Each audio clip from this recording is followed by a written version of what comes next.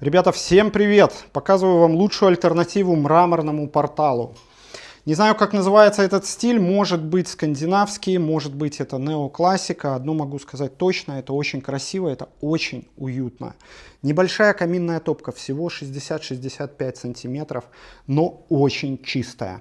Короб глубиной всего 55 сантиметров, верхняя часть короба 37 сантиметров, и это с учетом того, что идет сэндвич-труба, сэндвич-дымоход зашит.